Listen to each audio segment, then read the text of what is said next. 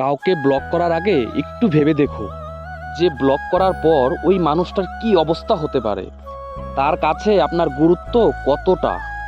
হ্যাঁ, সম্পর্কে রাগ, অভিমান, ঝগড়া, অন্যায় এইসব হতেই পারে, তবে তাও একটু ভেবে দেখো।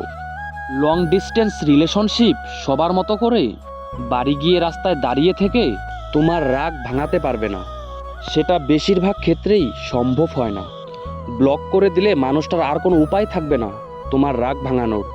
তাই ব্লক করার আগে একটু ভেবে দেখো তার পরিণতি কি হতে পারে।